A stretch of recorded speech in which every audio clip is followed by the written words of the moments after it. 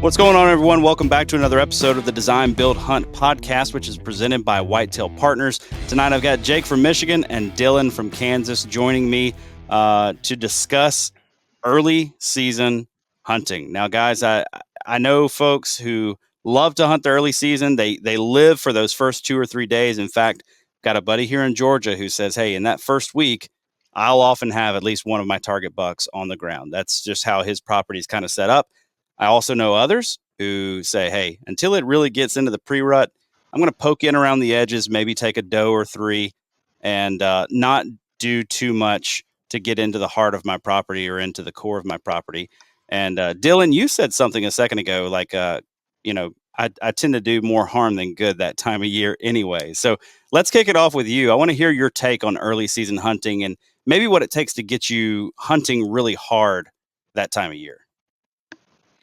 Yeah, Josh, like I said, I think it'd be something pretty special to get me out and really weather dependent also. I think it's one of those things, kind of risk versus reward.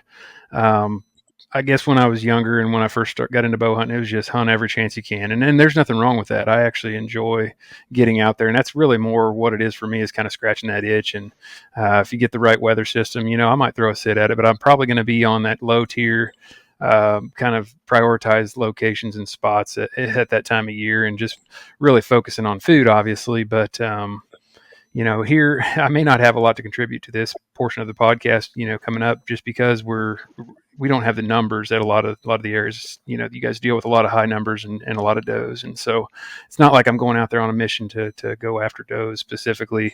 So it'd be a target buck that I'd be chasing. And, if you throw a sit somewhere new, that's the beauty of it. You may not know. So really it's kind of a bonus hunt there. I kind of look at it like that. And it's kind of when I start doing some adventure hunting as well. It's kind of in some new properties, checking out some new things, new public areas, and, get creative and just have fun with it, and not, maybe taking kids out here and there too. That's another good time to do that. Yeah. How does that break down for you? I'm always curious, guys who have their own place and don't avail themselves of the good public properties around them.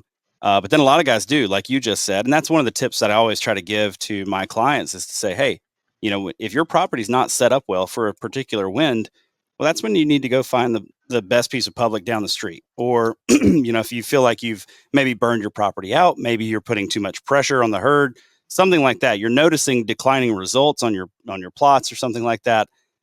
Kick it down the road. So tell me about kind of your journey there, with your own place, and then working in some public land hunting. How do you decide? Yeah, I'll just say for me, it's a little bit of a touchy subject. It's one of those that I'm cognizant that, a lot of people aren't as fortunate. I'm very lucky to have some places to have access, to where they're private. And a lot of the public pieces that I try to access are those kind of overlooked, and actually those that are going to be a lot tougher to get to, more for the fun and adventure side of it. And so that'd be the last thing I'd want to do, is be hampering somebody else's, ability to harvest a deer. But at the same time, it is public ground. I feel like we're all public landowners to a degree. That's all I do when I go out west. So that side of it, I just enjoy doing it. I've got a couple friends that's kind of what they're stuck to. And so we enjoy getting together and kind of putting together a game plan and going to do some of that. And, yeah, it's there again. Like I said, it's a privilege to be able to have private access, and I'm very aware of that. And a lot of times people don't necessarily like listening to conversations with people that have private, just because can't really relate. But I will say, at the end of the day, really that reaching goal is the same. You're fighting for the same thing as far as the end result, and that hard work kind of somehow just ends up aligning. There's really no shortcuts to success, and I feel like on both accounts you're going to have to do that to be successful. Yeah, very good. Jake, give me your thoughts. Just a quick rundown when it comes to early season hunting. When do you guys open up there in Michigan? We start October 1st, so okay, a little over a month away. So little later opener than some others, and so that may factor into kind of your thoughts on early season, or hunting the early season. So tell me about kind of how you make that play. Yeah, my thoughts are very similar to what Dylan said there. We hunt primarily private ground. So if I was, public land hunting, it might be different. Those guys sometimes have to be a little bit more aggressive early on to try to beat other hunters to those spots that everyone has been scouting the entire off season. But with private land, you don't always have to do that. You kind of want to do the opposite. You almost want to wait for your neighbors who might not think about it, like you do, and they might push in hard, hunt really hard early, which push deer around, push bucks around, pressure those deer, and then they start to gravitate to those unpressured areas, hopefully your property, giving you more opportunities later in the season. So that's kind of what we tend to do early season. We do still hunt. We still try to get out there, but we hunt more perimeter locations, really non-invasive spots, like sometimes like 20 yards off of a property line, off of a road. So just blow your scent right to that road. No idea that you're there. Observe deer. It doesn't mean that it's a throwaway spot. You're in the woods. You could have a chance. And these are sometimes good locations, like pinch points right off a road. So these are still pretty good spots, but we're not pushing into those bedding areas or those more high opportunity spots that we want to be saving for a hunt maybe 2 weeks later or 3 weeks later. So I'm very similar to Dylan. I'm kind of a slow out of the gate. It's more of a marathon than a sprint, and but just kind of going through the routine, make sure you have everything with you. That way, when it is time, it's go time. October 20 or October 25, like you're ready. Yeah, that's a really good point, and one that I kind of played that game last year of not really getting out until it really was go time. We're talking heart of the rut, late pre rut, really getting into the rut when I really first started hunting last year. And the first 4 days that I hunted were just an absolute circus. They were awful. We did another podcast on another show, and I think the title of it was like 4 shooters in 4 days or something like that, where I had just blown opportunity after opportunity after opportunity. So much so that it was embarrassing to have the conversation. But it's because I was doing silly things like, you know, uh, doing an observation sit and crawling away from my pack and leaving my binos and grunt tube back behind me. And then boom, there he is, just little stuff like that. So I think finding a spot where you can at least get a couple of runs at it, making sure your pack is packed like you want it to be, making sure, you've, remembered your release, or you've got your ropes figured out if you're hunting from a saddle, or you've got your tree stand system set up if you're mobile, or making sure you did cut the right shooting lanes if you're not mobile but you got a preset stand. um what does it take to get you guys revved up? Like, what would it take for you, Dylan, September 16th to be in the stand that day, or Jake, you to be in the stand October 1st? Like, is that an intel thing? Is it just a weather thing like Dylan mentioned? What would that take to get you to really get after it on the opener? So I guess I'll start with that one. So I did that 2 years ago. It was opening day, and I can't remember which day it was. It might have been a Friday, and we had cell cameras out, and there was a couple deer there was 2 deer on the property that I said, if I saw either one of those deer, I'm going to take a shot. I'm going to take whichever one presents an opportunity first. Yeah, I'm going to go for that deer. And they were kind of on this loop throughout the neighborhood where they would hit a part of my property and they'd hang there for like 2 to 3 days. Then they'd move to another section of the neighborhood, and I don't know what they would do, but then they would come back maybe like a week and a half later and hit that same spot for like 3 days. And the day before the opener, one of those deer hit a scrape because I had a cell camera there. So he hit that scrape in the evening. And I was like, oh my gosh, there he is. And so then I kind of went out my door and watched the deer exit my property and feed in my neighbor's soybean field for the next 45 minutes. And it's like right underneath that guy's bow stand. And the guy's house is in clear view of that. So I'm like, oh my gosh, if he's watching the same deer I am right now, he's going to be in that tree tomorrow. And so I kind of had to make a choice. I'm like, man, this deer has told me over the past 3 weeks that every time he hits this scrape, he's there for at least one more day, sometimes two. And this guy, he's going to be out opening day no matter what. But normally I wouldn't push in that far. Like where this was located was a pretty invasive spot. I have to walk 600 yards into my property next to some bedding areas, and it's an evening hunt. So I have to get pretty close to a bedding area in the evening, and that's normally not something that I want to do right away. But I told myself, like, just go do it. Like, you're going to be kicking yourself if you don't do it and the neighbor shoots him. So I went out there, and he did the exact same thing. He came out, hit that scrape. He never made it there. So shot him. Nice. Opening Nice. day. That's awesome. Did you really? So that was Yep. 2 years ago? Yep, 21. So this is going to be Did the you 24th season. So Right. Did you shoot your buck last year kind of early too? no, that was the 20th. The 20th. Okay. All right. See that when you've got a season like so we've got properties in Alabama and Georgia. So when you've got a season like us that runs until February 10th, I think of October 20th, Is with a early. February. Like that's early preseason. season. Yeah, that's right. Yeah. It's still summer. We're still worried about hurricanes. So yeah, very good. Well, Dylan, what's it going to take for you? I mean, I know weather is going to play into that, but is it going to be a similar play to Jake of like, hey, I've got intel on a good deer, so I'm gonna push in? I think anymore that's probably the case. I'm actually putting together an article for the website that details this a little bit more, but it was about 20 years ago now that I think about it. 2003 was an opportunity I had on a velvet buck that he actually was, or he or she, I actually kind of regret not actually taking a better look at the uh, organs thereafter, but it was a what you'd call more like a cactus rack or kind of a half and half. At least that's what we have to the knowledge. But it carried his rack year round, and it was a non-typical that I had jumped the previous February with a buck that it had shed, and that same buck he was running with that summer and fall, but.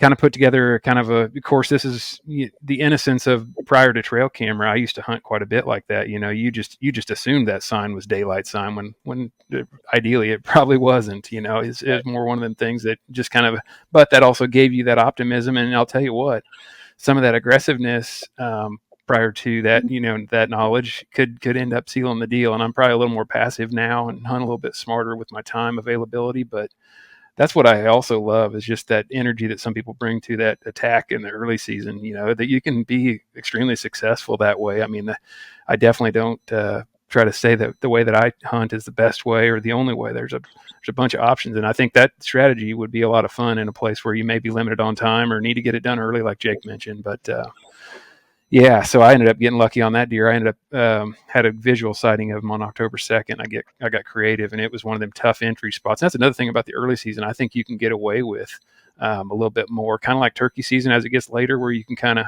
mask your noise and a lot of that approach. Now, with that said, you also got a lot more vegetation for your scent to cling to, so you got to be careful there for your long season play. But yeah, I just it was one of them deals where it just worked out. I slipped into his bedroom in 2 days following when I finally got the right wind. I used some cover noise. I use trains around here a lot, and I just actually sprinted into that bedding area when that train was coming through, got in and sat later than normal, and he came in with that buck and bedded down at 20 yards. Just before I filmed my hunts completely, I filmed him there kind of locked up and was just stressed out to the max. I ended up shooting him out of his bed, which is probably isn't the smartest thing to do either, but got lucky, and it was pretty neat. He's kind of a special deer, has that real early season coat to it, and to be honest, the taxidermist did a great job, but he kind of has that feminine look to it. So I don't 100% know if it was that type of buck or not, or doe. But I remember it was hot that day, and I wanted to preserve that velvet, so I kind of rushed that gutting job and tried to get him to the taxidermist, get that velvet preserved. But yeah, special memory, and one of those that really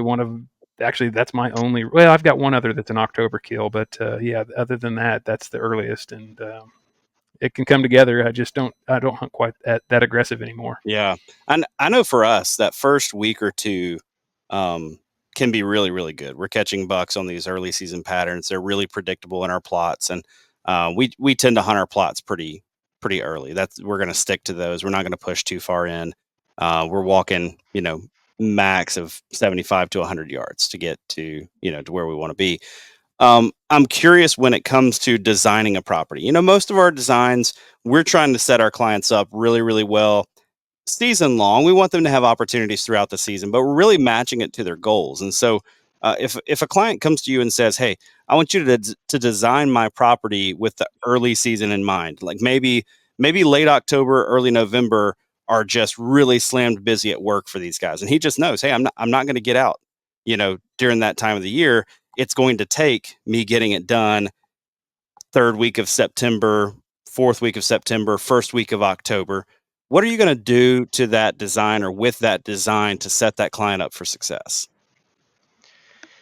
For here anyways, you like the early season, I'm sure it's the same where you guys are. Like it's a lot of it's they're still kind of in that summer pattern with the bed to food. So like afternoon hunting is still a premium. I don't like pushing too close into those bedding areas in the morning in the early season, just because those bucks tend to get back there a little sooner, so you can't really catch them on their way back because they're already back there, and they don't really move a whole lot in the early season with how warm it is, and they're not really getting that pre-rut itch yet to start working scrapes. So early season is a lot of bed to food. So I would say if you really need early season, you got to kind of place the emphasis on food, and that's going to kind of depend on your neighborhood too, like how much food is around. Are you in a big farming environment where there's a lot of production fields around soybeans, or are you in like a big heavy wood setting where like you need to provide all the food? So it's going to kind of depend on that a little bit too.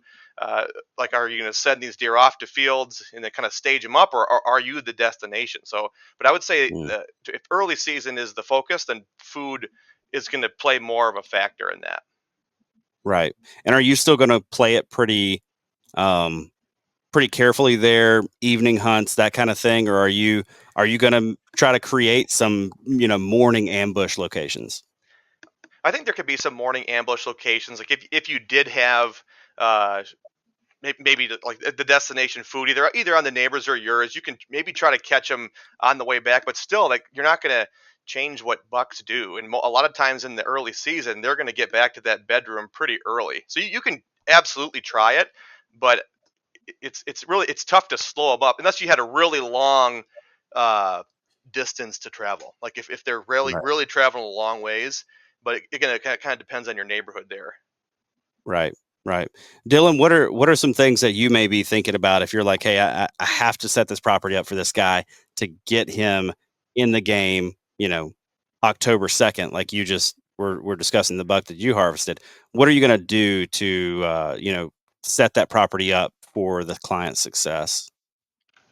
Yeah, for me, as much as you can control, you want to establish those plots in the areas that are kind of best suited for those times of year. So for me, if I know those deer are going to be more than likely in the early season a little more sluggish to get out of bed and in the time in daylight hours, I'm going to probably set those off in a distance if you can do that. And maybe your late season setups, a lot of times they can be a little more central and kind of in the core where you're hunting morning and evening somewhere similar, but they're going to be out on their feet a lot earlier. So for around here, it's clover, chicory, alfalfa, that kind of stuff that's drawing them, along with there's fruit varieties obviously that can get them daylight active on their way to the big destination feed. But if I had the dream property, that's kind of what I'd be doing, is setting those early seasons up in conjunction with those early season plots they may be hitting as far as the big ag. Around here it's soybeans, and as they transition, and once they start fading, once they start turning, they're not going to hit them again until late season. But once those leaves pretty much turn, that's when I've seen for the most part they're switching over to corn pretty strong by then. But alfalfa is pretty much king as well from the green standpoint until it gets pretty cold. But yeah, I think I would establish those more brassica and cereal grain type plots more internally or somewhere that's a little more huntable, I guess. Maybe not so much keying on the in between. We're always hunting bed to feed and trying to get in between there, but I think early season, yeah, you're going to need something that's really going to draw them. And I will say, in the morning hunts, I've had really good luck around here getting random pictures and random sightings on white oak acorns. Early in the year, just seems like if you have a pretty good crop there, and maybe just a kind of a more variable, but you find that hot tree, that's where it seems like you can get those 8, 9, 9:30 type pictures and sightings, and it's usually not the case in the early season. Yeah, that's something that I have been trying to implement more and more in my designs, especially when I'm trying to get that client set up well for an early season play, is designing the staging area off the plot between the bedding and the food. So capitalizing on those areas where I've got white oaks, and I say, okay, we've got good white oaks in here, or we've got, for us, persimmon trees, we've got a little grove of persimmons here. I'm going to come in and start removing that competition. I'm going to get rid of the water oaks. I'm going to get rid of maybe some of the red oaks if there's a bunch of them in there. Try to prioritize some of those persimmon trees or some of those white oaks, or free up their canopy so that they can be as productive as possible, and give you one more good spot. I've had a lot of success this year. This year really seems to stand out, and it could be just because of how dry it's been. But these properties have got running water on them, so it's not like they're starved for water. But we're getting a lot of morning pictures, late morning pictures over our water holes. Have you guys noticed that too? Yeah, ours are really hitting the water right now because we just got just super hot and dry in a hurry. But yeah, even when it's not, I feel like they're seeking those water sources out, and yeah, I've got running water, creeks, all that. They prefer that standing water there. It's pretty amazing if you can put them close to bedding. It's just kind of really no rhyme or reason. I tell you, you've got just as good a chance of finding something there midday as you do anywhere. Right. I've got one client in particular that I'm really excited for his year this year. It's going to be it should be a lot of fun for him. But the way his property lays out, he's got his cabin, and then he has his long driveway that kind of gets him back to the core of the property. Well, he's got a neighbor in front of him that's got a clear cut that's about 2.5 years old at this point. And so phenomenal bedding cover. It just happens to be right along his driveway. So we put in a water hole there, and he has been blown away by the number. He's like, I didn't think that was a good spot to hunt, but the deer are just hammering that water hole, and it's been 9:30, 10 o'clock in the morning. Hopefully, opening up a good play about 60 yards from his from his cabin yard, which is going to be pretty neat. Should be a fun early season game. All right, so you've both alluded to it already, but it's a topic that if we don't discuss, I know folks are going to have the question. What about mornings in the early season? Is it a hard no? Is it a no with a caveat to it? Or is it a, yeah, let's go for it in the morning? It's not a hard no. Same thing like we talked about earlier. You still kind of want to go through the rhythm of going out there, getting up, making sure that you can get ready on time. If you take that shower, you get out to your stand on time. So yeah, I mean, I'll still hunt a morning in the early season, but I'm not being really that aggressive with it. I'm not going into his bedroom. I'm not going to my October 25 morning spot. I'm still probably hunting one of those transition areas from a food plot back to a bedding. Like, I'm not really hunting a bedding area. I'm hunting that transition zone in between the food plot and the bedding area. But again, it's still really close to a property line. So I don't really have a ton of spots like that on the properties that I hunt, but there are a few that I can get into right off a road.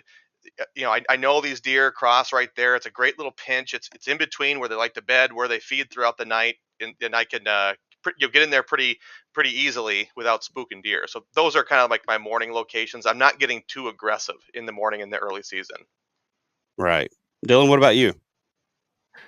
Yeah, you've actually kind of startled me with this thought because I'm starting to think back, and really, as of the last few recent years, I just don't early season. And I'm a morning person, but what I'm doing that time of year is I'm up early and I'm glassing like from a distance if I can, and so it's in a roundabout way, I guess you'd call it hunting. But I'm as soon as the weather or the winds allow, I'm actually doing a lot of setups for the rut or for my later sits. I do a lot of scrape setups, and so I'm continually kind of just monitoring those and doctoring them up and just kind of getting them ready and trying to be as stealthy as possible in and out. Obviously, access is everything, but gosh, yeah, that really kind of hit me just with just that discussion because I used to hunt so much in the early season, and I really just thinking about the last few years. I get my son, I'll get him set up on some spots that are kind of good morning sets so he can scratch that itch. But for me, I get just as much enjoyment out of getting those setups and the thrill of kind of making them hunt me a little bit, I guess. Yeah,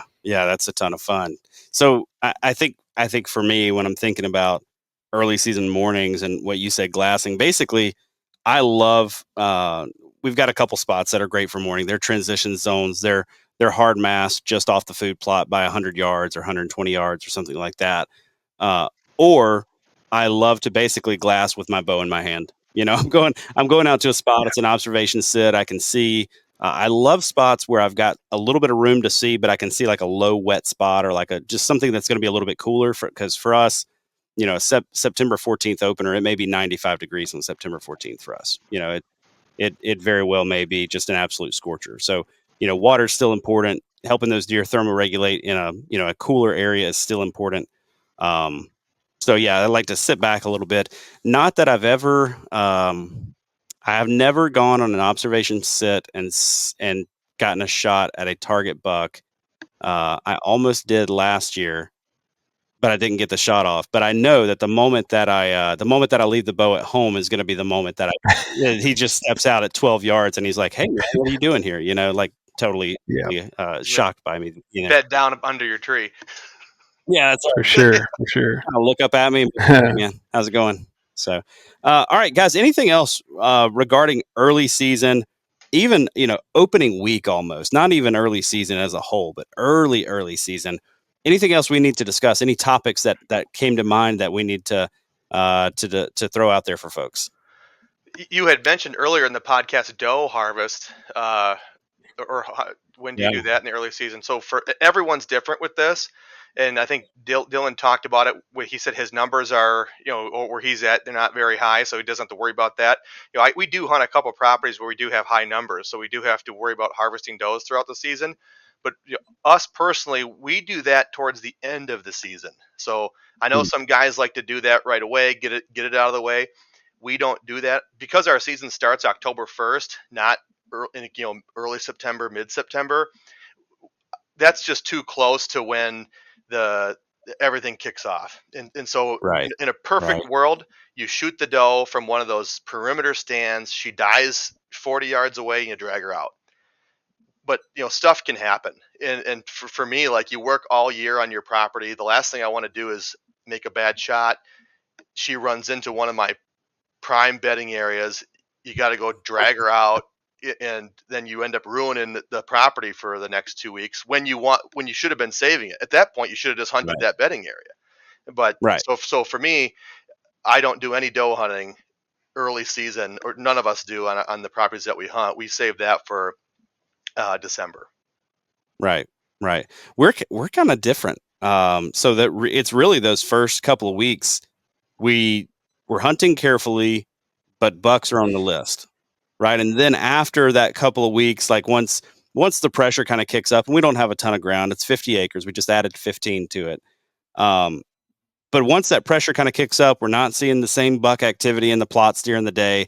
We know that we've got until February for our rut, and so that's when we're going to take our does. Is kind of not mid-season, but it's going to be rounding the corner into early November for us because we know February is a long ways off. So we're going to take our does then all the way up till about Thanksgiving. And so Mhm. um, so actually that's a really good segue. We're gonna cap this one off here, and we're gonna cover doe harvest totally in the next episode. And I want to discuss things like how do you help your clients think about the number of does that they should shoot? What are some of the things that play into your decision on which doe to take, as well as when are you guys doing it? So anyway, anything else we need to add to early season, or did we pretty much wrap it up?